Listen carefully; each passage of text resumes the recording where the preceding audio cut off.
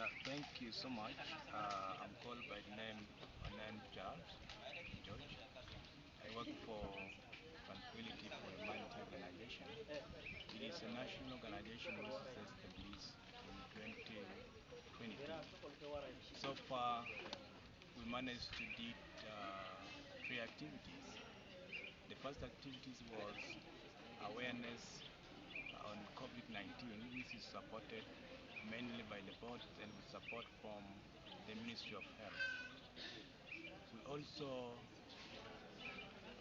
managed to do awareness creation and peace communications to support missile campaigns in Kato blocks and other part of Juba. The project for supporting the vulnerable and disadvantaged people, specifically people with disabilities, was designed this year majorly to support these vulnerable people to have access to opportunities, to have access to skills, to have access to resources in terms of money. Because when we look at the level of poverty in South Sudan, it is really very much, which is attributing to a lot of factors. That's why we, in the Tranquility for Humanity organization, we decided to organize these activities to help address some of the problems these people with disability and marginalized people are facing. We started these activities in October, which was officially launched with support from RRC of State, which is Central Equatorial State. It happened on 27th of October this year. And as part of the continuity of the project, we designed a 4 days activities training where we started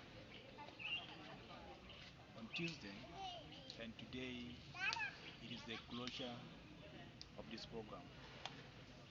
But this is the first phase of program, of which I believe the rest we are going to do it in the coming year. We don't have any strong support from international organizations and other local organizations, but our board members continue to raise funding to support these critical activities which we think can be of great change and impact to our citizens. So mainly this activity is supported by board members who contributed some little cash to support these activities. These activities is meant to take 3 years.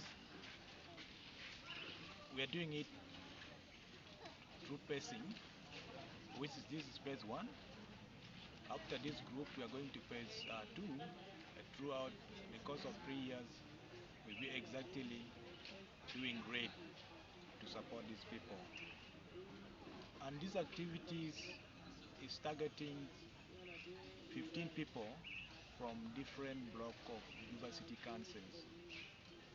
The selection of these people for this training was basically done at local level by the chairperson of quarter councils. The organization designed a criteria to support in selecting and verification of these people for this training. So this is so far what we did as Tranquility for Humanity organization. With that, I call for more support from other donors, those who will be viewing us throughout these activities. I call them to continue to support us such that we expedite the activities and replicate these activities to all the state in South Sudan, because I know this activity similar equally will help to empower the rest of the people who are so vulnerable at local at the grassroots level. It is also very important that if we build the capacity of them throughout this process, I call upon all the international organizations, there have been UN agencies, and even local organizations who wish to partner with us to come forward, and we will be having a helping hand. We welcome them to continue to work together, we collaborate such that we impact greatly together. So this is my call for donors. The same way, I also want to thank the schools, administrations from Melekia Primary School. Since the inception of this program, they were really supporting us, standing aside, working side by side by us, and providing us all the necessary support that make these activities to happen. And we also ask them to continually supporting us as we go forward taking these activities to a new level. We remain their partners in collaborations, and we remain to work with them throughout our activities, and our activities of which it may come coming here. We're also trying to involve primary pupils. We need to empower them on computer skill, of which we will still work with this school to ensure that these activities is done properly to enhance the capacity of this pupil in the school. Otherwise, I thank you, the media team, taking your time, coming and witnessing the opening and the closing of this important event, which I think it is most demanding in this country, as the country is looking forward to building entrepreneurs and innovators and to support growth the economics of the country. How many people have benefited from this training? Yeah, as I mentioned earlier, this project means to support 15 people. 15 people were selected from Juba City Council's blocks, which is Juba blocks, Kato blocks, and Muniki blocks. Yeah, can you tell us, you did mention that it is a 3 years program. Like how many people are you targeting for these 3 years? In the three Programs? years, we are targeting around 250 people, considering the constraints of resources. We are planning pace by pace. After this pace, we also plan for another 15 people. For the next 3 years, we make sure that we ensure these projects has cover 250 beneficiaries. Are you only going to train them on making shampoo and other things, so there are other activities also? No, for this one, it's basically on liquid soap and shampoo matrix. We were having a program for bar soap, but the material for bar soap, the suppliers, the vendor did not uh, bring in time. It still does not mean we cannot do the bar soap making.